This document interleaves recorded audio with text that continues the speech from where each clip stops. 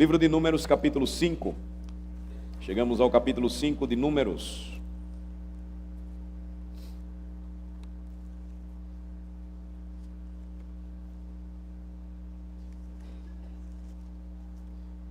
Quero dizer de antemão que não vamos estudar o capítulo 5 de Números todo hoje, mas veremos apenas o que nos ensinam os 10 primeiros versículos.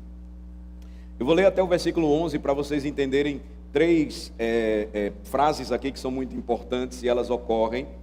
Esta frase é importante, ela ocorre 3 vezes. Ela começa no versículo 1, ela termina no versículo 11. Daí você já pode perceber o que significa.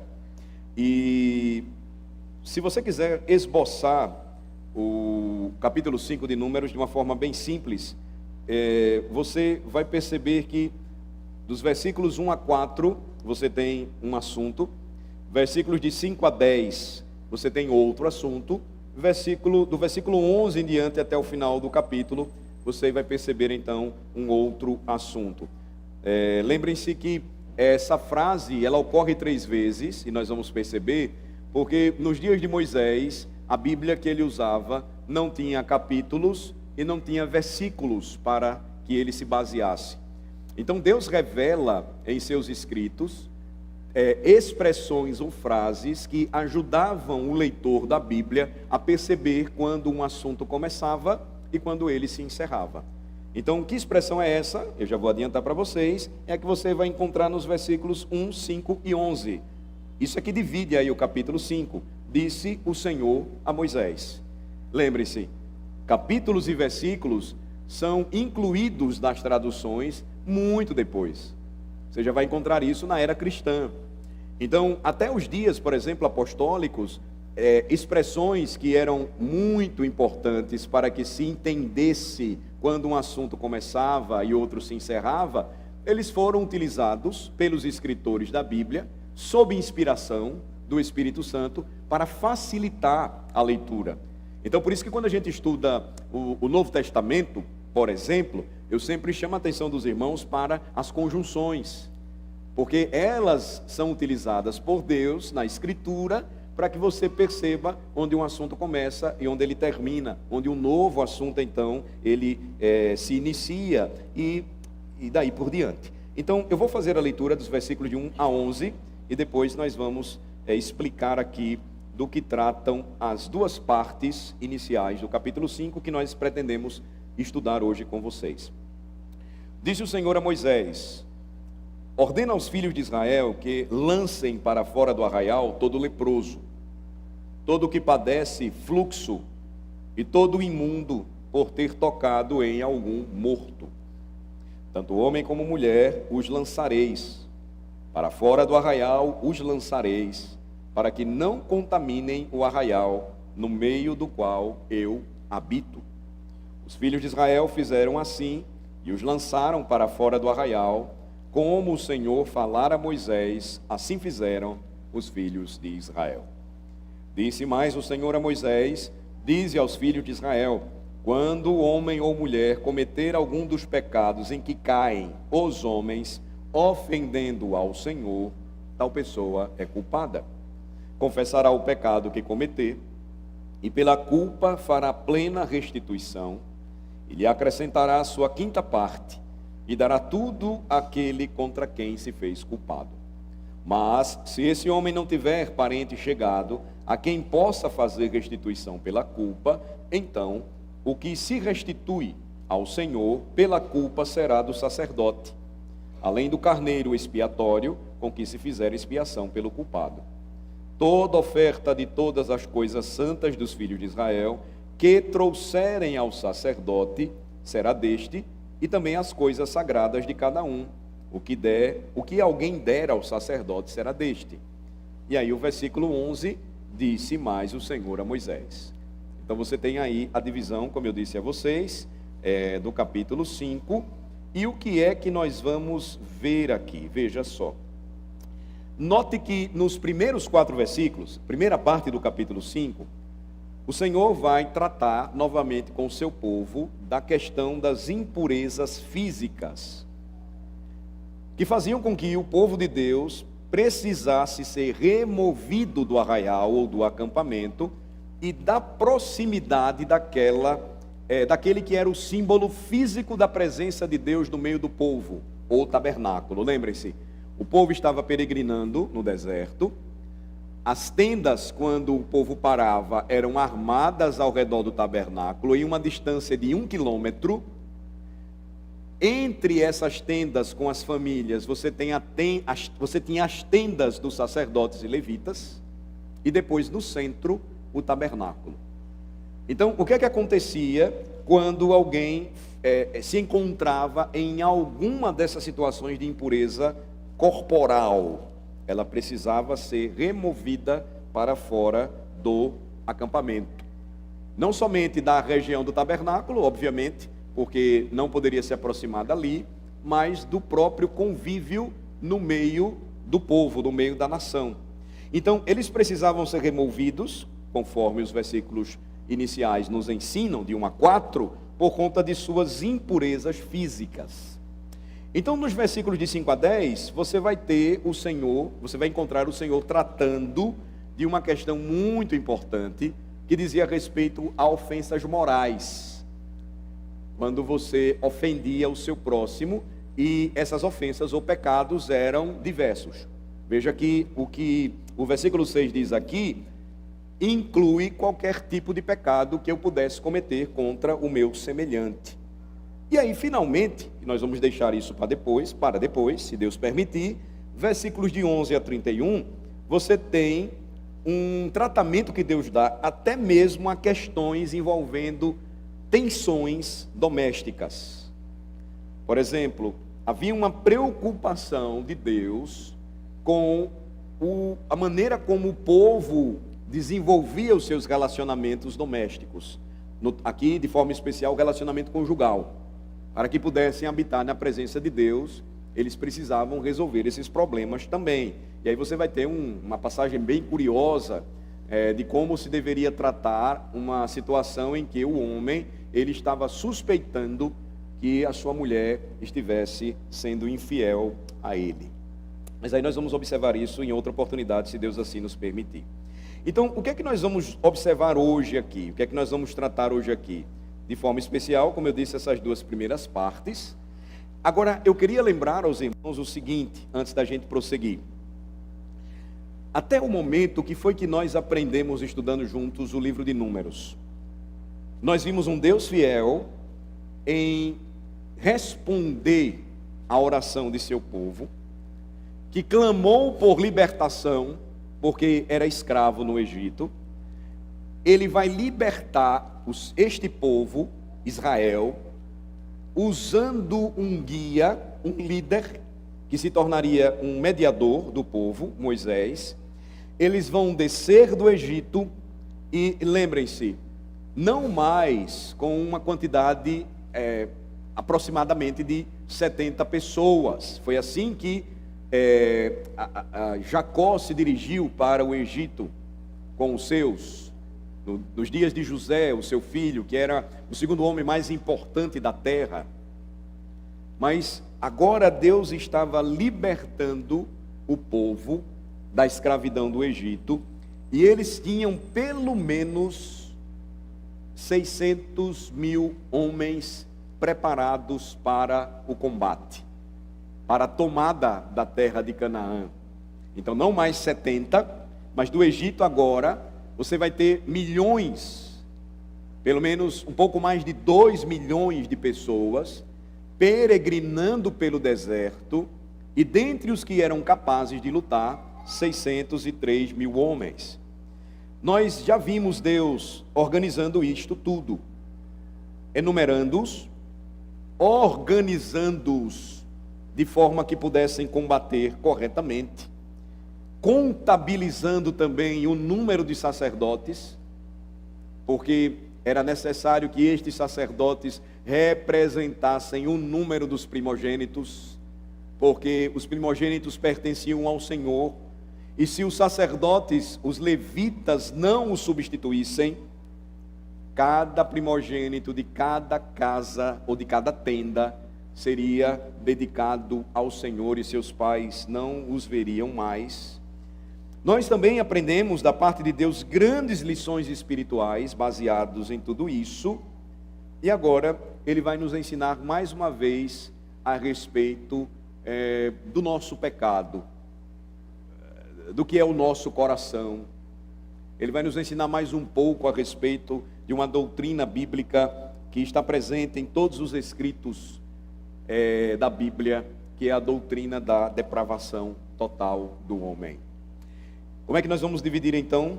Primeiro vamos observar versículos de 1 a 4, quando o Senhor trata sobre impurezas físicas. O que é que nós podemos aprender dos versículos de 1 a 4?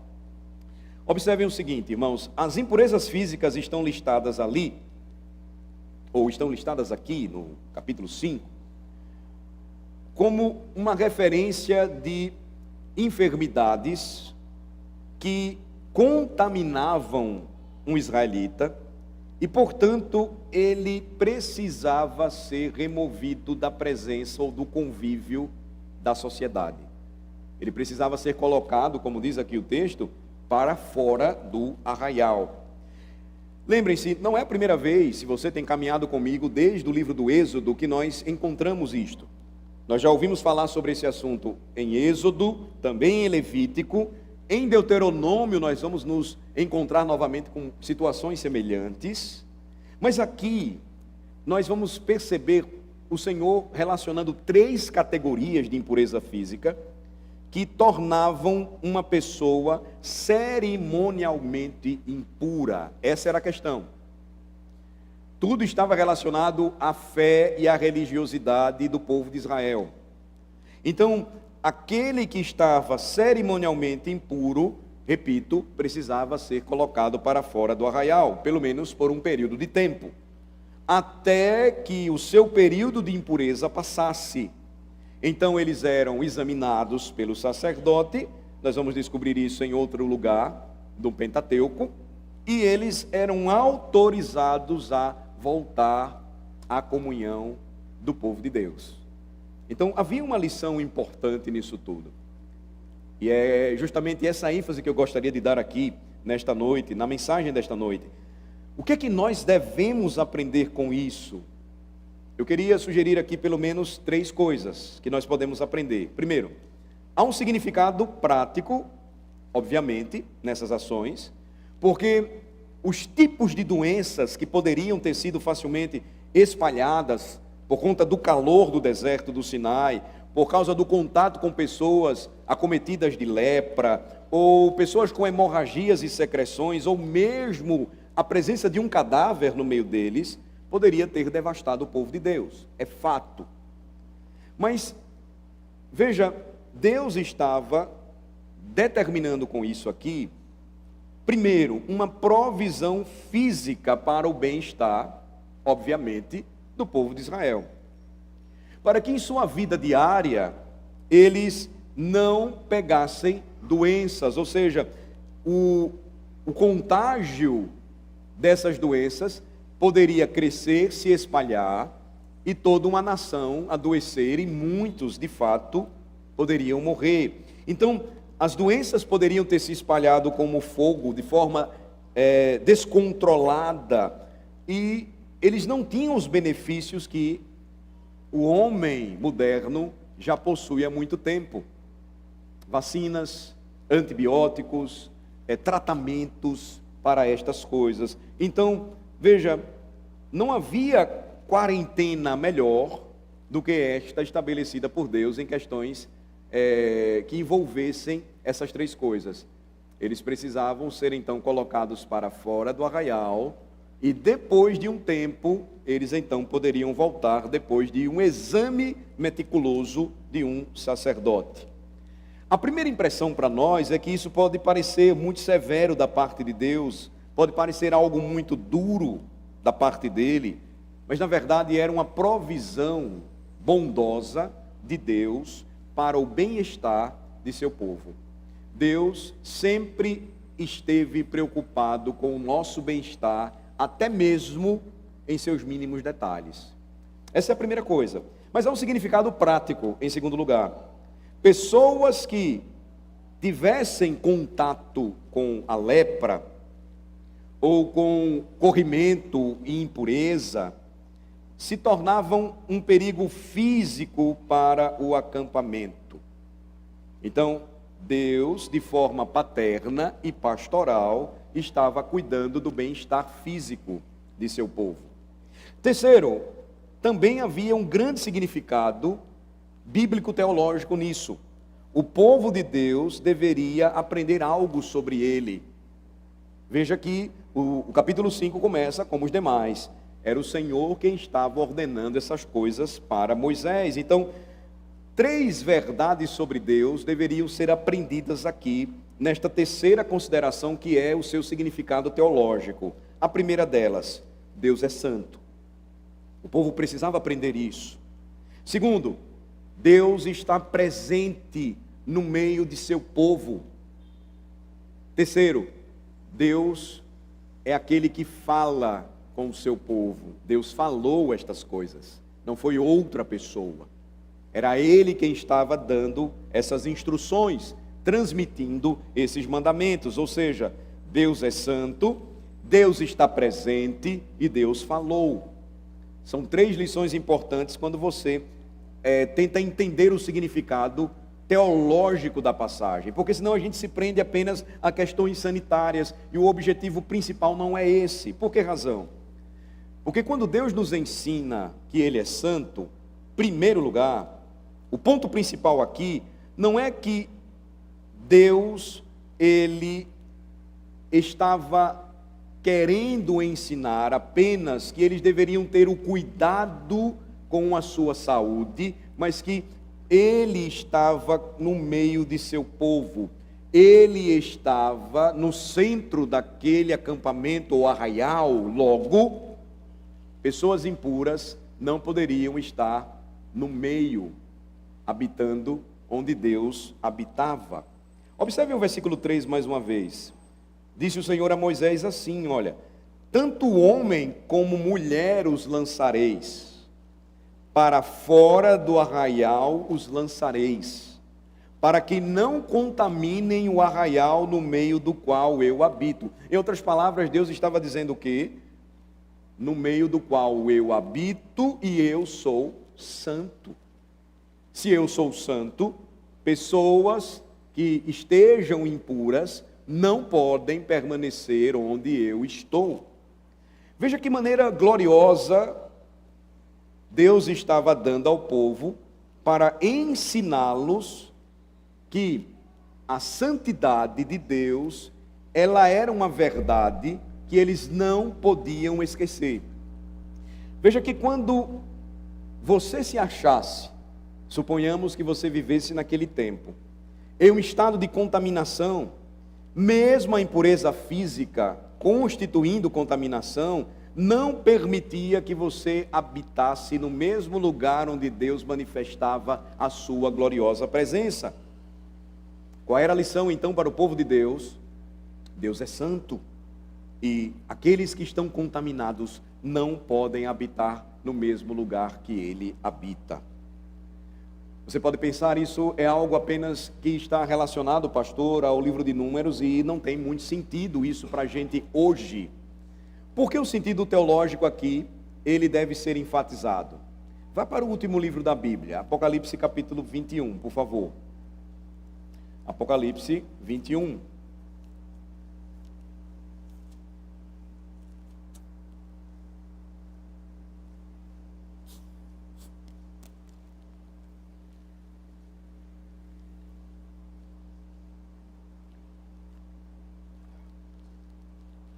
Quando nós estudamos o livro do Apocalipse, eu procurei mostrar aos irmãos que a ideia da Nova Jerusalém, ela não aponta apenas para algo que devemos aguardar, mas algo que já está no meio de nós. Deixa eu explicar isso melhor para vocês, talvez você não nos acompanhou na época. A partir do momento que Cristo vem ao mundo, a partir do momento que Ele se faz homem e Ele, portanto, se torna o Deus encarnado, é inaugurado um novo tempo. um novo céu e uma nova terra, e assim, se alguém está em Cristo, é nova criação. Logo, a Nova Jerusalém é uma referência à igreja de Cristo.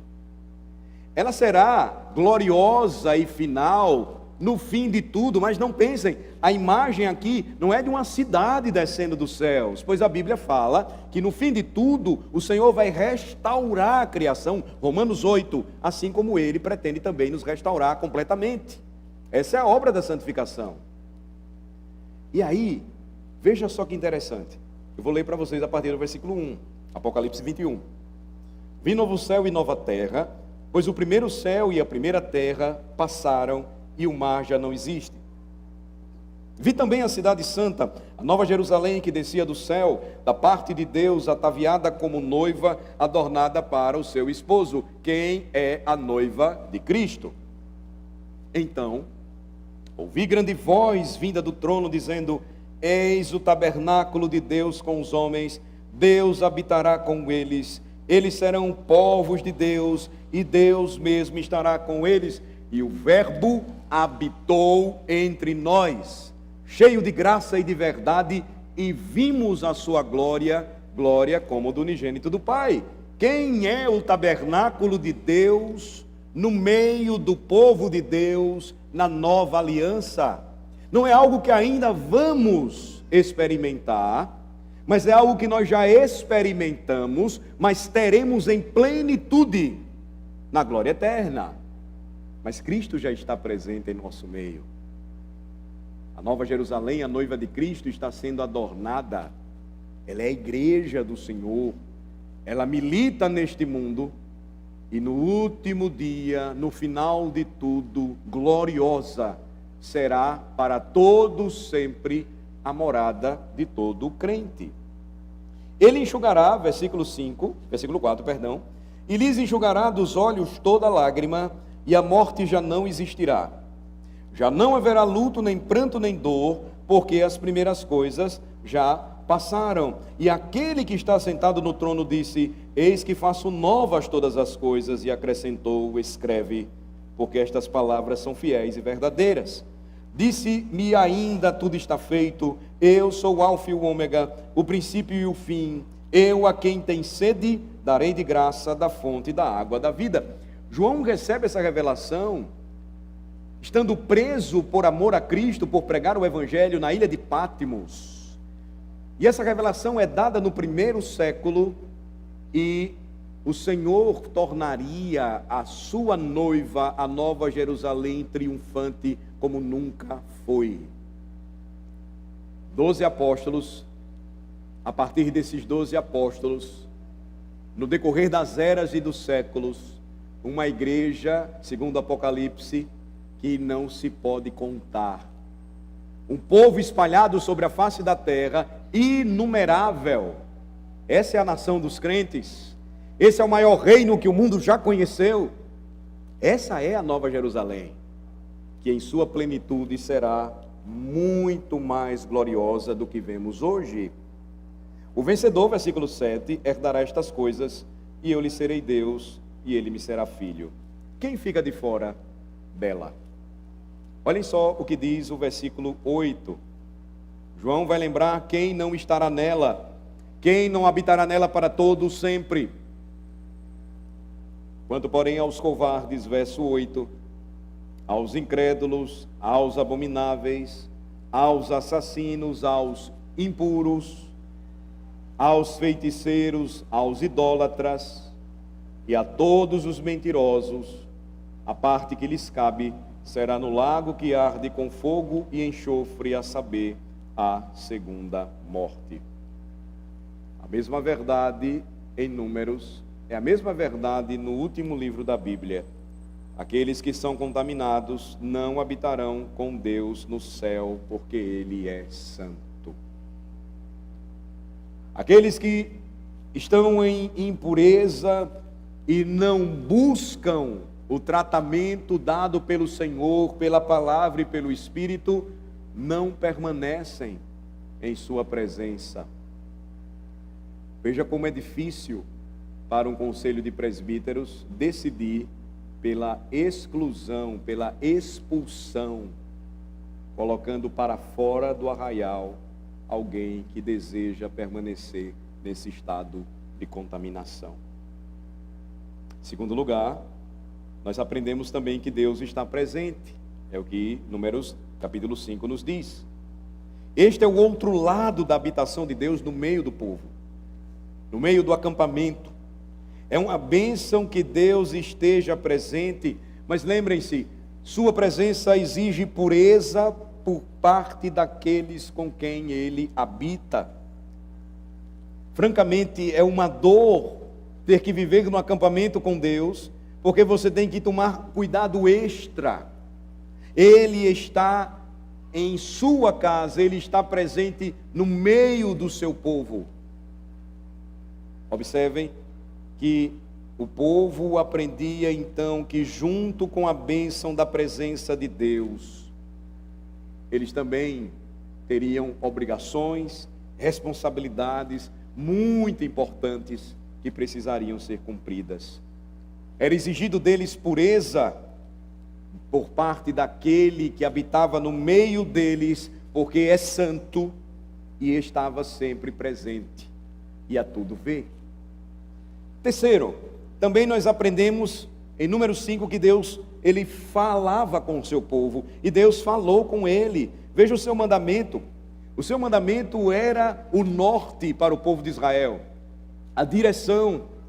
Ele governava os israelitas, ele governava aquele arraial por meio da sua ordem. Ele disse, e deveria então ser assim. Moisés então se esforçava para lembrar isso ao povo e tudo o que ele havia falado a Israel. Os filhos de Israel então decidiram fazer. Veja lá novamente em Números 5, versículo 4, por favor. Versículo de número 4. Depois que o Senhor deu a ordem a Moisés, e Moisés ordenou aos filhos de Israel que lançassem para fora do arraial todo leproso, todo que padecesse de fluxo e todo imundo por ter tocado em algum cadáver. Verso 4 diz: os filhos de Israel fizeram assim, e os lançaram para fora do arraial. Como o Senhor falara a Moisés, assim fizeram os filhos de Israel. Vocês conseguem compreender o que os israelitas fizeram? Vocês conseguem entender quem estava sendo lançado para fora do arraial, porque eles haviam decidido obedecer o mandamento de Deus? Eles estavam mandando para fora seus próprios pais, seus próprios filhos, seus irmãos e irmãs, seus maridos, suas esposas. Mas por que eles estavam fazendo isso? Porque Deus ordenou, Deus mandou e Israel fez. Qual a lição então, irmãos, aqui? O povo de Deus é o povo que vive pelo livro, vive segundo a palavra, é guiado conforme a palavra de Deus. Números então nos lembra aqui algumas questões importantes. Vivemos por este livro. Nós cremos que a Bíblia é a palavra de Deus. Esta é a pergunta mais básica que fazemos a um candidato à pública profissão de fé e batismo. Você crê que a Bíblia é a palavra de Deus? E ele responde: sim, eu creio. A Bíblia é a minha única regra de fé e prática. Mas a questão é: você vive por este livro mesmo quando ele pede para você fazer algo que vai contra a sua vontade? Que vai contra os seus desejos? Que você questiona em sua mente? Essa é uma passagem importante, porque Moisés estava registrando que o povo de Deus obedeceu, o povo de Deus vivia pelo livro. E por que vivia pelo livro? Porque foi Deus que falou, foi Ele quem mandou escrever. Então eles decidiram obedecer. Veja como nós aprendemos tantas verdades a respeito de Deus. Ele é santo, Ele está presente, Ele falou, mas há algo mais glorioso ainda, acima de tudo o que eu já mostrei para vocês até agora. E é algo que nos aponta para o nosso Redentor. Quando você lê o Evangelho de Lucas, Novo Testamento, você nota que aquele médico e historiador, grande amigo do apóstolo Paulo, seu companheiro em jornadas missionárias, ele escreveu um evangelho. E antes de escrever este evangelho, certamente Lucas leu Números. E por que eu estou dizendo isso? Veja, quando você lê cada um dos evangelhos, você vai perceber detalhes importantes que o Espírito inspirou cada um deles a escrever a respeito do nosso Salvador. Vá para Lucas capítulo 5, por favor. Lucas capítulo de número 5.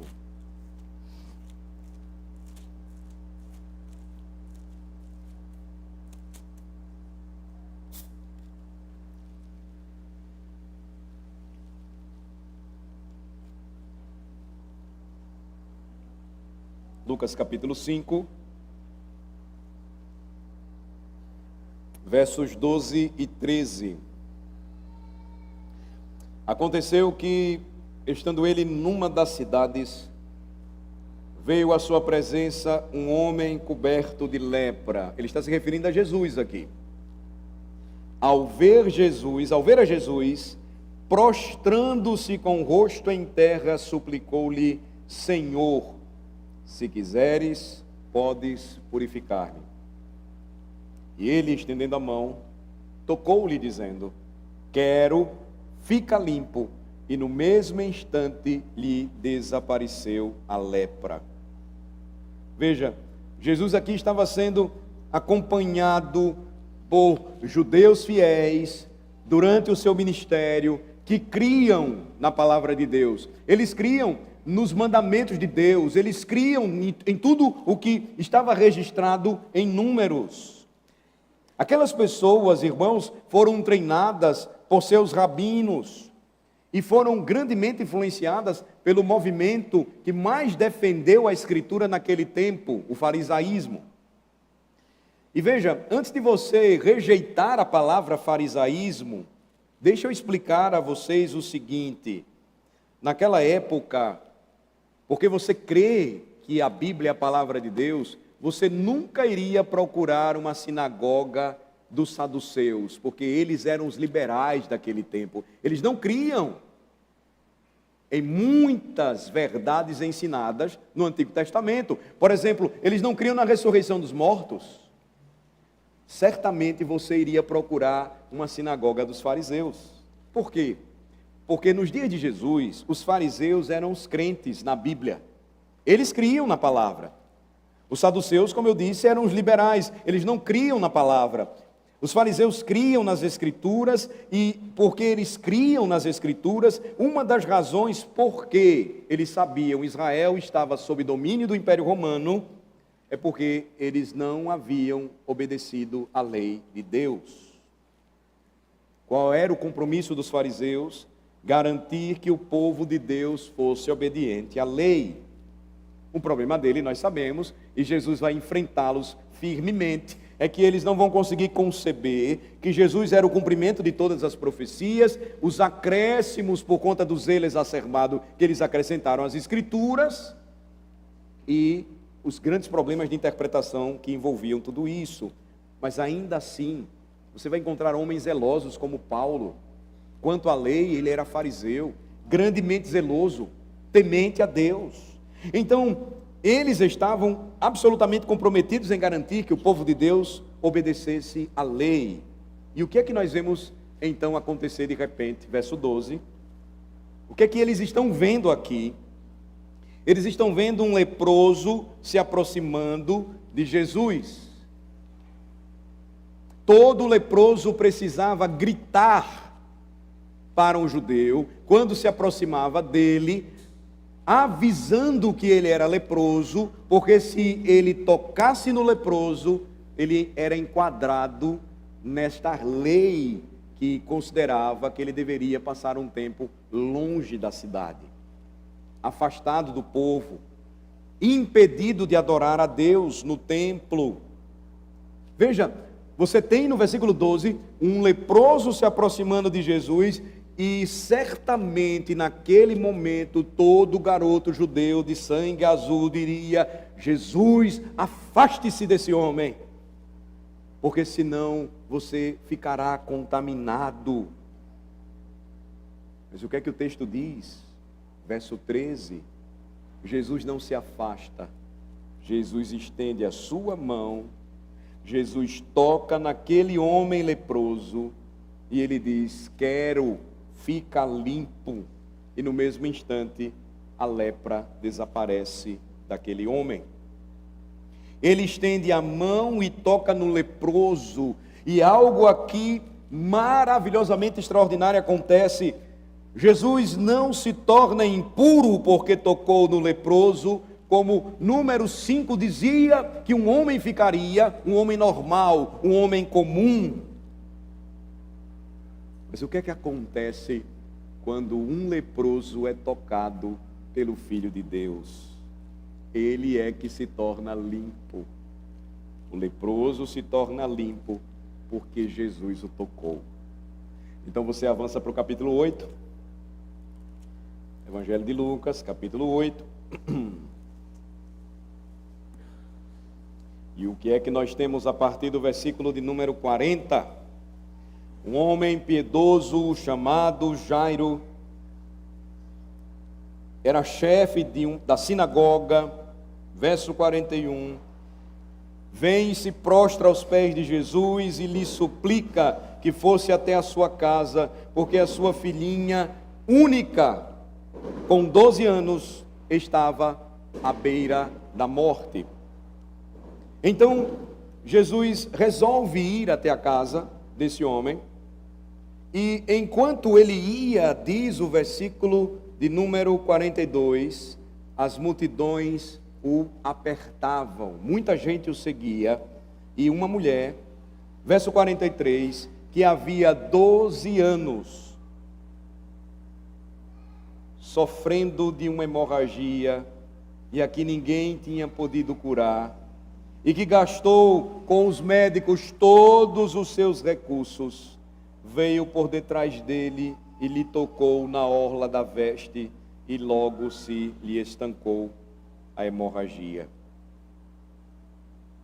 Outra grande e extraordinária coisa acontece. Ela toca em Jesus, ele sente que alguém o tocou, ele vai perguntar e os discípulos vão dizer: como é que o senhor faz uma pergunta dessa, sendo apertado por tanta gente? E ele diz: eu sei, porque alguém tocou em mim e de mim saiu poder. E ele não se tornou impuro, ela se tornou limpa, ela foi curada instantaneamente, assim como o leproso. Aí ele vai para a casa de Jairo, no verso de número 49, e quando ele chega na casa do chefe da sinagoga, a informação é que ele ainda estava falando, quando vem a informação, na verdade, até Jairo, né, que a filha dele havia morrido. Jesus então responde, verso 50, não temas, crê somente, ela será salva. Tendo chegado a casa, verso 51, a ninguém permitiu que entrasse com ele, senão Pedro, João, Tiago, e bem assim o pai e a mãe da menina. E todos choravam e a pranteavam, mas ele disse, não choreis, ela não está morta, mas dorme. E eles começaram a rir dele, porque sabiam que ela estava morta. Mas então ele vai tomá-la pela mão e ele vai dizer, menina, levanta-te. Voltou-lhe o espírito e ela imediatamente se levantou e ele mandou que lhe dessem de comer. Quando ele chega a casa, a criança já está morta. E o que Jesus faz?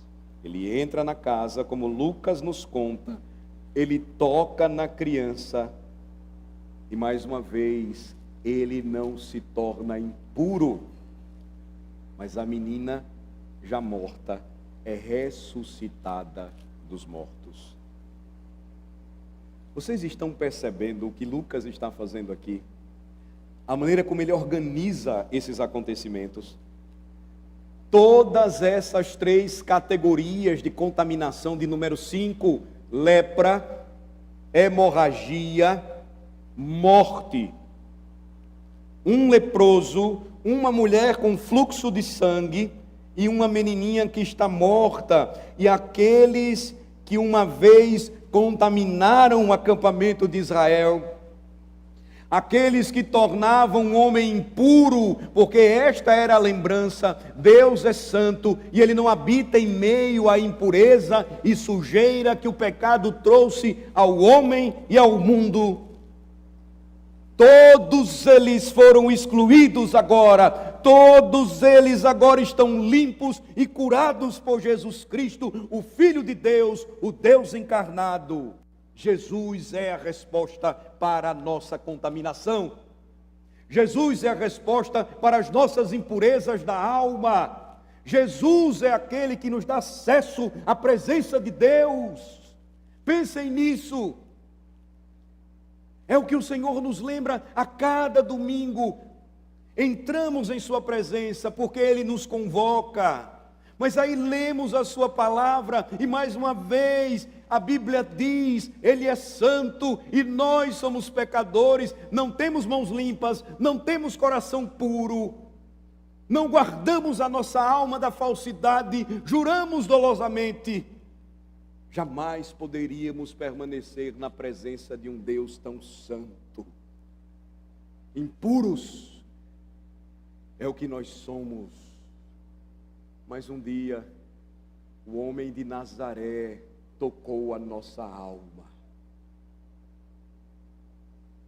Aquilo que o pecado mancha e macula, Cristo, o Filho de Deus, torna puro e aceitável na presença de Deus. Observem, irmãos, o que é que Lucas está fazendo aqui. Ele está expondo o livro de Números para você nesta noite, à luz da obra poderosa de Jesus Cristo. E ele nunca teria sido capaz de apreciar a profundidade do que Jesus havia feito se Deus, na inspiração do Espírito Santo, não estivesse antes escrito o livro de Números pela mão de Moisés. Veja, esse poderoso testemunho da obra de Jesus Cristo, aqui em número 5, já apontando para o que o mediador perfeito iria fazer por cada uma das suas ovelhas.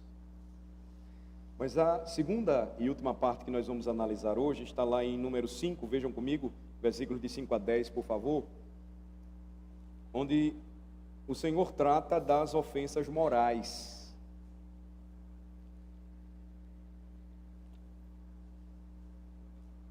São versículos mais difíceis para nós, porque eles falam de vários tipos de ofensas ou pecados morais que podemos cometer. Mas observe como é geralmente colocado nos versículos 5 e 6. Número 5, versos 5 e 6.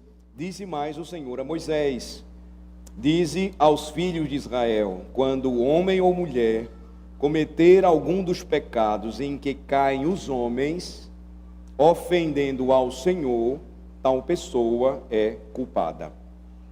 Notem que o que o Senhor está dizendo aqui é que todos os tipos de pecados estariam incluídos nesse quesito.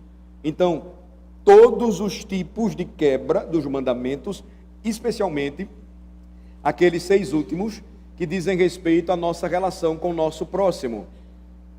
Hoje eu fui ensinado pelas crianças aqui na mostra de aprendizagem, passando por uma das classes onde eles estudaram os mandamentos de Deus. E eles me deram uma boa aula, explicando que os primeiros 4 mandamentos falam do nosso relacionamento com Deus e os 6 últimos falam do nosso relacionamento com o nosso semelhante. Deus está tratando disso aqui. Ele está se referindo especialmente aos pecados que os israelitas poderiam cometer contra seus irmãos. E perceba como o pecado é definido aqui, como seus efeitos são descritos na passagem. quando um homem ou uma mulher cometer qualquer um dos pecados da humanidade. Ou seja, englobava tudo. Tudo que você pudesse fazer, quebrando a lei de Deus, que ofendesse o seu irmão.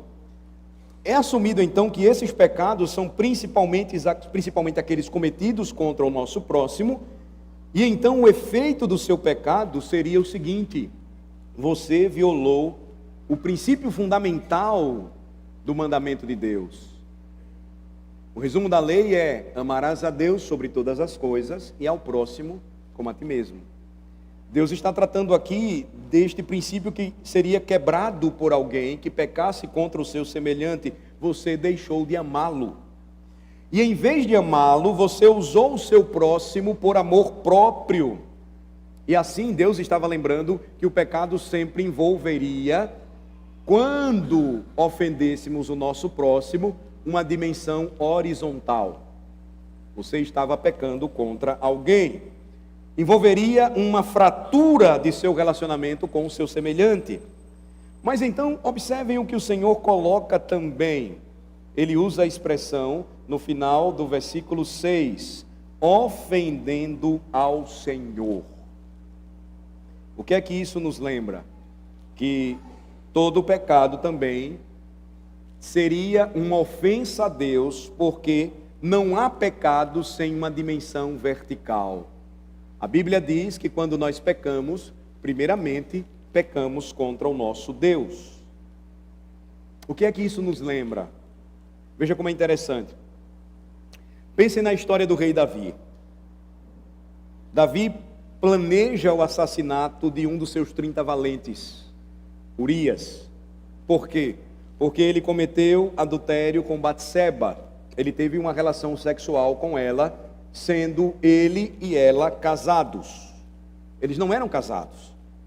Eles já tinham, cada um deles, um relacionamento. Eles não podiam ter um relacionamento sexual, porque cada um deles tinha um cônjuge. Eles eram casados.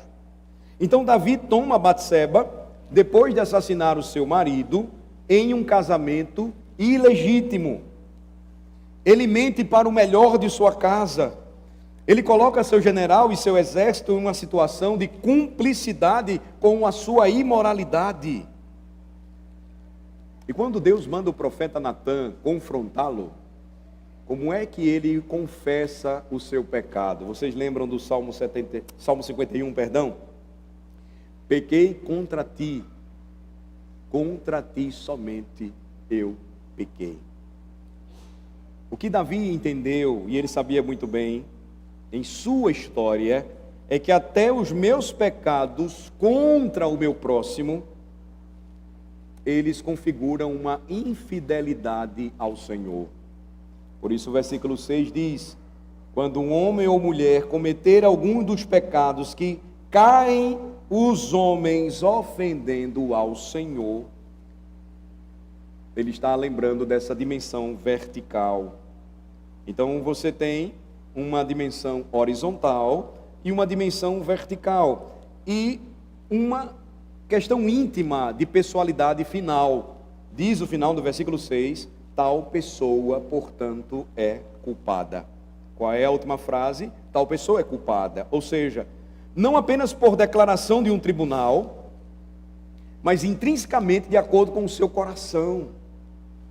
Então você tem aqui uma dimensão horizontal, vertical e pessoal do pecado. E esta passagem nos ensina sobre isso nesta noite. Ela também nos ensina como nós devemos responder a isso. Porque uma das coisas que Deus deixa tão claro nessa passagem é que há uma necessidade de arrependimento aqui que vai muito além do simplesmente me desculpe ou me perdoe. Veja que quando nós ensinamos um filho a respeito do arrependimento e nós o confrontamos por um pecado que ele cometeu, normalmente ele tenta resolver a questão dizendo assim: me desculpe, eu não vou fazer mais, me perdoe. E ele então se vira e ele continua a seguir a sua vida. Mas o curioso é que nós crescemos e quando nós nos tornamos adultos em nossas relações uns com os outros, nós não nos tornamos diferentes dos nossos filhos quando são crianças.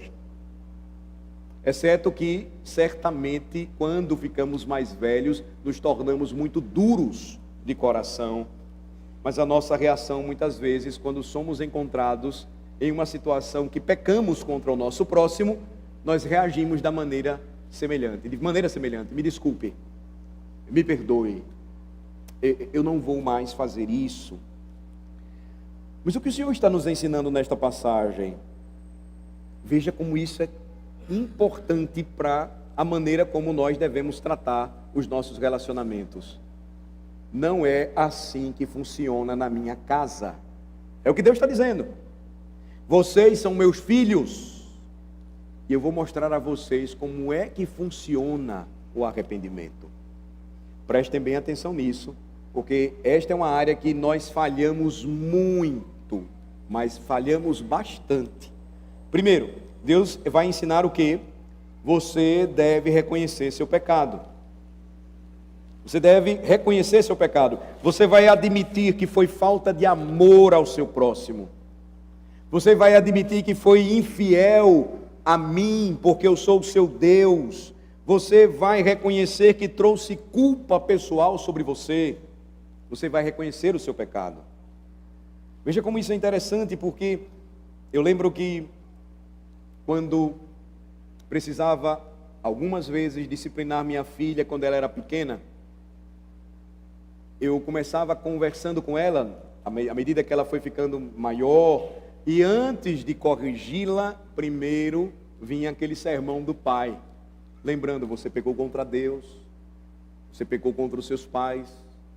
E aí, dando os passos, você vai lembrando algo que às vezes a gente mesmo não quer reconhecer. E quando eu falhava com ela? Muitos pais têm dificuldade de pedir perdão aos seus filhos. Mas nós não somos deuses impecáveis, que não cometem erros. Era a hora de engolir o orgulho e fazer a mesma coisa que eu a ensinei a fazer. Reconheça o seu pecado.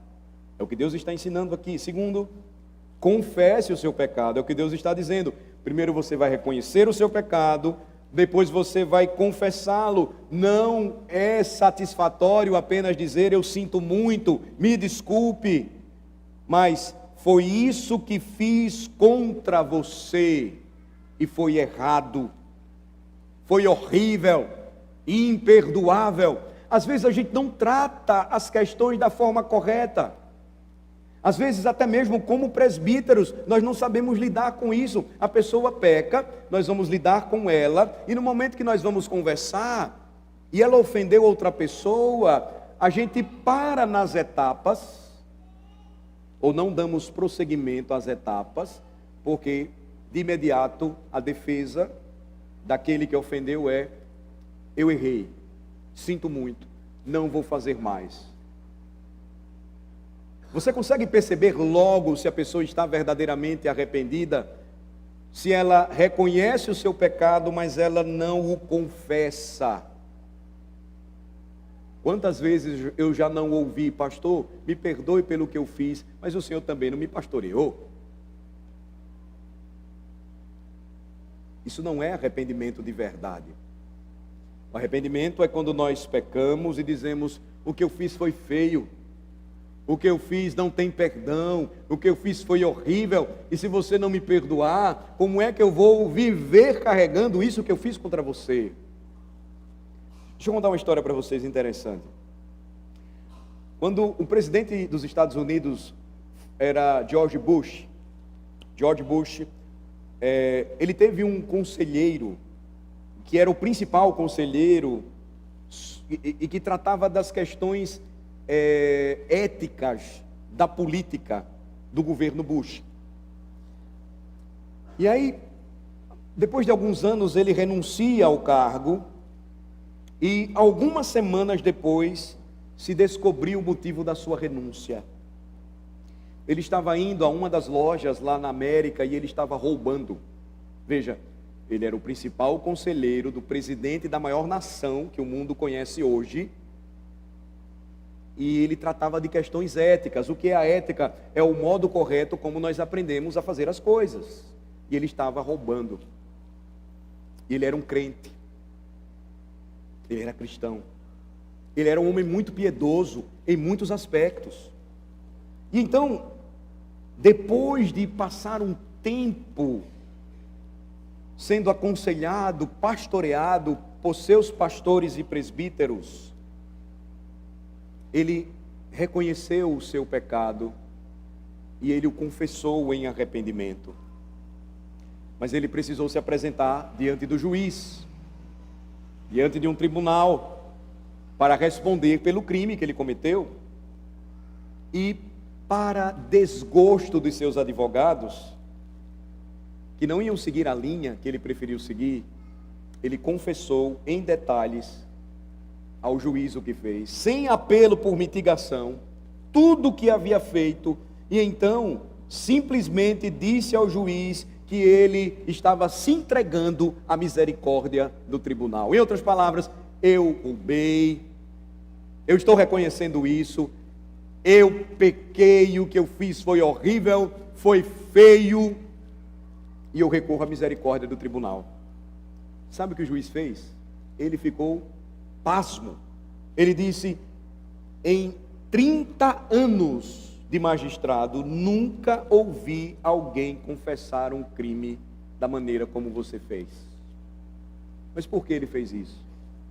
Porque ele era crente. E o que era mais importante para ele? Confessar o seu pecado. Ele não aguentava mais carregar isso consigo. Assim como o salmista: enquanto calei os meus pecados, envelheceram os meus ossos pelos meus constantes gemidos todo dia, porque a tua mão pesava dia e noite sobre mim, e a minha força, o meu vigor, se tornou em seca, assim como o estio do verão. Mas não para por aí. Você primeiro reconhece o seu pecado, é assim que funciona, Deus diz. Depois você confessa o seu pecado e você passa para a restituição. Veja como a restituição funciona. Se a pessoa que você defraudou não estivesse viva, a restituição deveria ser feita a um membro da família. Se um membro da família não pudesse ser encontrado, essa restituição deveria ir para a casa do Senhor para promover os serviços dos sacerdotes de Deus. E o que os sacerdotes faziam? Eles faziam expiação. Era o trabalho deles. Ele deveria recorrer ao sacerdote para que o sacerdote então pudesse fazer expiação pelo seu pecado diante de Deus. E é o último passo então que você encontra: a oferta da expiação.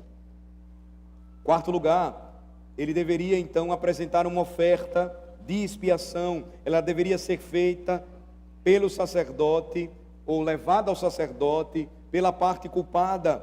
Veja a plenitude do arrependimento, como ele deveria funcionar na casa de Deus, e como nós, enquanto crentes, perdemos isso. Às vezes nós magoamos profundamente alguém, às vezes nós ferimos profundamente uma pessoa, às vezes nós maldizemos, falamos de forma horrível. Mas aí, somos confrontados, mas não seguimos os passos corretos quanto ao arrependimento. Às vezes, nos damos por satisfeitos, quando simplesmente a pessoa diz: tá bom, eu sinto muito, eu não vou fazer mais isso. Olha o que o Senhor diz que deveria ser feito: reconhecimento do pecado, confissão do pecado, restituição pelo pecado, expiação pelo pecado. O ofensor deveria reconhecer que pecou, confessar que pecou, restituir porque pecou e ele deveria buscar o perdão de Deus, porque sem derramamento de sangue não há perdão de pecados. Você está entendendo o que o Senhor está mostrando aqui? Não há perdão fácil. Você está entendendo o que o Senhor está dizendo aqui? Este arrependimento levava o crente a reconhecer que lidar com o pecado é algo muito difícil, não é fácil. E obviamente a última lição é simplesmente esta: ofensas morais contaminavam o acampamento de Deus do mesmo modo que as impurezas físicas. E na verdade mais ainda, porque Deus nos chamou para sermos santos como Ele é santo, nenhum ofensor conseguiria fazer isso de forma perfeita, a fim de alcançar o favor diante de Deus. Você entende porque no final nós encontramos esta lição apresentada pelo Senhor na segunda parte do capítulo 5? Porque no final nenhum desses sacrifícios, nenhum deles poderia tocar na profundidade do pecado do homem em seu coração, porque isso apontaria para um dia em que um Cordeiro perfeito viria ao mundo, e quando redimisse o seu povo pelo seu sangue, então a verdadeira paz com Deus, ela seria finalmente experimentada. A expiação era contínua naquele tempo, porque isso lembrava que ainda não era completa e perfeita, era suficiente, porque providenciada por Deus, mas perfeita e completa apenas no dia em que o povo de Deus ouviria a maravilhosa palavra que diz: o sangue de Jesus nos purifica de todos os nossos pecados. Eu concluo, irmãos, lembrando aqui como isso fala muito a respeito da nossa redenção pelo sangue de Jesus, sobre o amor que nós devemos nutrir por Ele todos os dias, o desejo de testemunhar sobre Ele, de proclamar essa verdade gloriosa. É somente assim que nós vamos entender uma capacidade que não é nossa, mas é dada por Deus, e que nos leva e nos move o coração a perdoar. Eu digo isso porque quanto mais passamos dias, anos em uma congregação, é o que mais nós vamos aprender, porque nós normalmente iremos nos magoar em algum tempo da nossa vida, em nossa caminhada cristã, pelo que somos, porque somos o que somos: pecadores, orgulhosos, arrogantes, vaidosos, maldizentes, impuros. E aí a graça de Deus vem e nos lembra mais uma vez a razão por que nós estamos aqui. A razão por que nós permanecemos aqui. A razão por que hoje nós somos o que somos, redimidos em Cristo pela graça de Deus. Talvez você esteja lutando contra alguma dessas impurezas aqui, que representam o pecado. Você não vai conseguir se tornar puro se você não correr aos pés, até os pés de Cristo Jesus, e confessá-lo como seu Senhor e Salvador.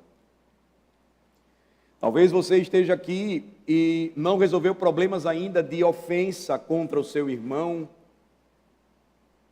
e pode ser o seu irmão mais próximo, o seu cônjuge, ou seus pais, ou seus filhos, ou seus presbíteros, ou seus amigos. E não há como você fazer isso de forma correta, se você não obedecer à palavra de Deus.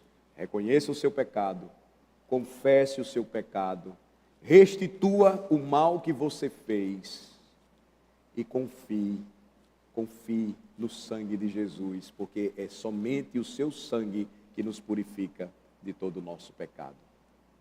Qual é a lembrança que temos, irmãos, mais uma vez, nesta noite aqui, juntos à mesa, senão o fato de que, como pecadores, nós somos recebidos na mesa do Senhor, porque o cálice da ira que deveríamos beber, Ele tomou em nosso lugar, para que nós tomássemos o seu cálice da salvação. A mesa nos lembra quem somos no lugar em que estamos e o que Cristo fez por nós. Se não fosse o Senhor, o que seríamos nós, ou o que seria de nós?